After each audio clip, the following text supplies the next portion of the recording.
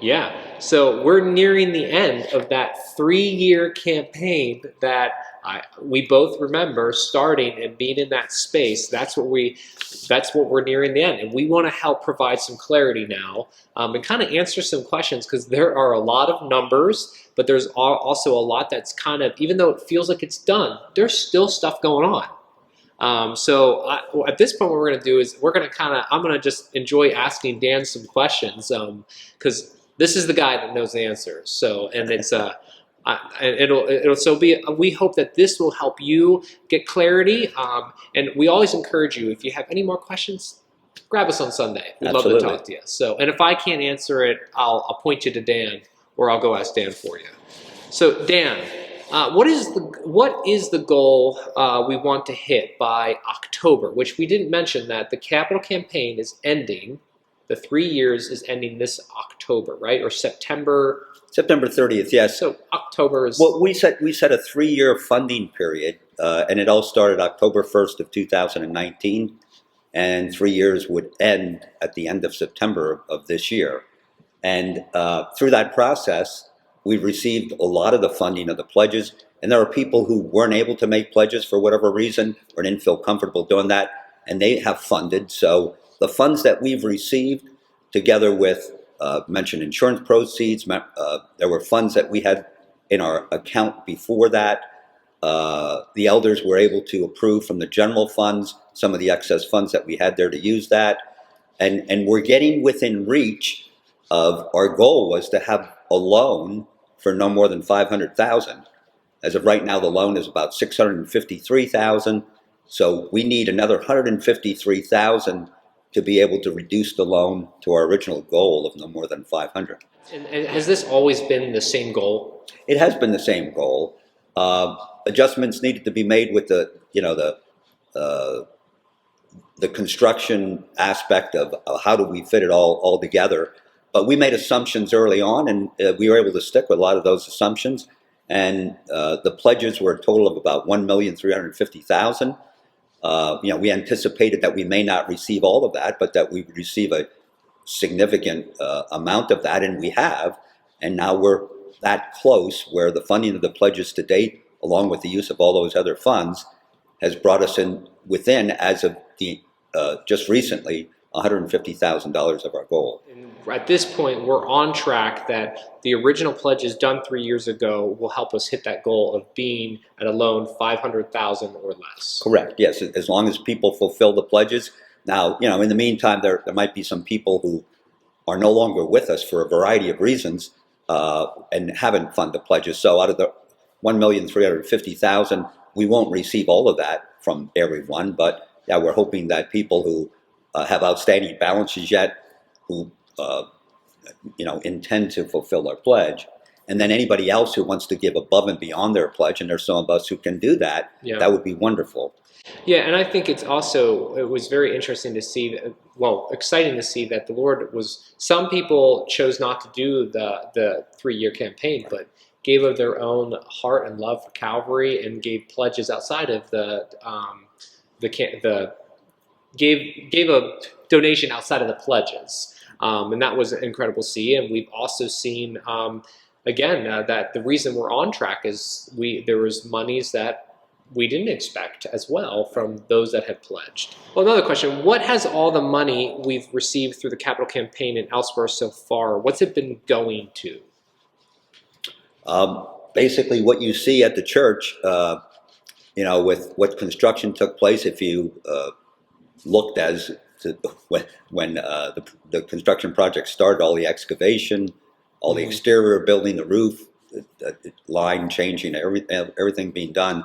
So not only were the funds that have been contributed, but loan proceeds, some of the general funds that we were able to transfer into the building fund. The cost of the whole project is just shy of $2.4 million. Yeah. And the funding itself, we're hoping to be approximately $1,300,000 and some odd thousand, would only be a portion of that $2.4 million. Does that include paying for signage, furnishing, and other stuff? No, that was not foreseen at the time that would be part of this project. The last time we did a building project back around 1999, 2000, we had put together a list Hmm. and allowed people to specifically select items that they wanted to fund. So we thought we would use that type of plan. And actually, Tim, you Yeah. were significantly involved in that. Yeah, I was involved with Steve, thankful for Steve Barons as well, and many others that were helping in the architects big time with kind of getting that list together of what we thought would be needed in this space, and then kind of following the history of this church and knowing that our people had kind of funded what do you call it, registries or needs that were outside of a building project that they've done it before. That's the kind of the vein we took. And so, praise the Lord that we're not all the way done, but we're about 3/4 of the way done. But that's why you see we're sitting on couches that our people here at Calvary, praise the Lord, have funded. There is tables and chairs behind us, and this space is really starting to have that wonderful welcoming appeal because of our people donating. But like I said, we're not done. We'll still have to raise funds or prioritize where our monies are going for things like signage, but also for the furnishings and TVs and other things like that. There's still a registry online where we need just under 10,000 to raise that you can find at calvarykiosk.com under give. So again, if the Lord is just calling you to want to continue to make this space make this space a place that people want to be in, that's comfortable, that's friendly, engaging, you can go to calvarykiosk.com under give. But those were separate from the project. And it's interesting, Tim, if you recall, because of COVID and supply chain issues, even when it was decided what we wanted, it's been a long time coming before we actually received Yes. the furnishings. Yes.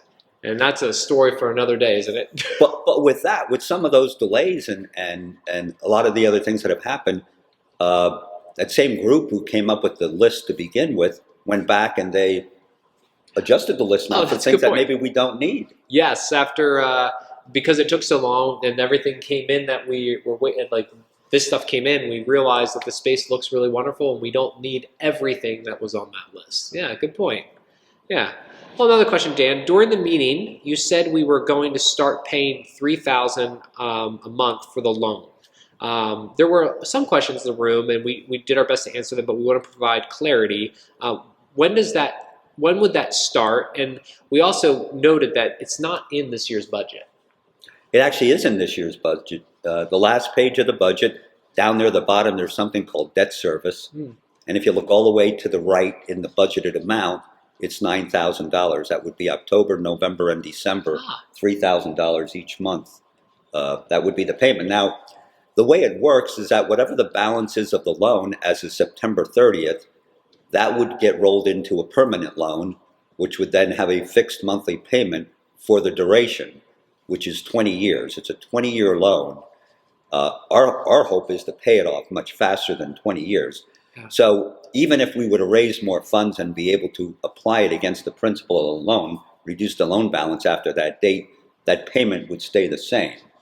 Yeah. So it'd be nice to be able to have less than $500,000 as of September 30th. That being the case, our payment would then be lower. Yes, and that's we want to finish strong in this process of coming up towards this ending of this campaign. Quick, that $3,000, that is the interest in principal. Do you know off the top of your head how much of that is interest versus how much is principal? Now you're going to make me do a calculation in my head. I mean, with any mortgage loan, it typically starts by the majority of it is interest at the beginning because each month it's calculated on a higher balance. As the balance reduced over the course of the loan, more principal versus interest develops from the first payment to the last. So the predominance of that would be interest. Off the beginning. Yes. Yeah. Well, thank you. So therefore, if we can get it lower or we can pay it off faster, it would dramatically reduce the amount of interest that we'd be paying. So these new pledges, here's the question. Are we kind of giving them to everyone and hoping that people will give more money, or what's the purpose of these new pledges? Well, the purpose for the most part is people who have started attending our church since we had the capital campaign, who haven't had an opportunity to really know much about what was trying to be accomplished and then didn't have an opportunity to to pledge to begin with. So, Yeah. so that would be really the audience that we're making them available for. But if anybody else who never made a pledge for Yeah. whatever reason, if they wanted to do that, I mean, you can make contributions without pledging. Yeah. But it might be fun to be able to set a goal for yourself as to what sacrifice can we make in our pledge. Tim mentioned, and we mentioned at our last discussion about a year and a half ago. I know my wife and I, had a lot of discussion on it as to what we could afford, and we ended up eventually coming to terms with amounts that were quite a bit larger than we originally would have thought that we would have been able to afford. So, you know, it's an opportunity for everybody to share in the success of the project. Yeah, and the vision that we have, that we read, that the whole point of this, the reason we're giving our money is because we want to renovate our facilities to create a can't-miss environment that people don't want to leave and can't wait to get back to. That's the reason. We want to see that happen. And we want, not only do we want to see that happen, it's not like we don't want to be done with this. We want to continue to see and be a church that keeps doing that. Absolutely. As well. So the next question is, and I can answer this one, is just how do I join this capital campaign and what does that entail? And we just have a few steps that for anyone that's listening that's excited about this. One, I want to start, pray. You need to pray.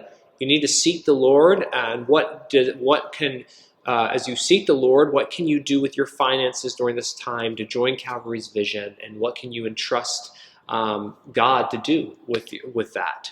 And then you would take one of those new cards that we're going to be sending a newsletter in the mail just to give an update, and that newsletter will also have those pledges, and you can fill one of those out.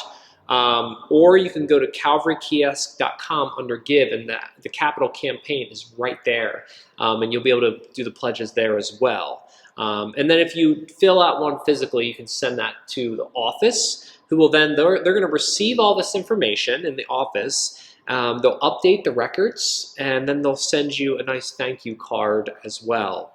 And then you just start making payments to Calvary BFC, and there's multiple ways to do that. You can do that the way I do that is I do that each month under the under the online giving, and I select the capital campaign. It's a drop-down arrow.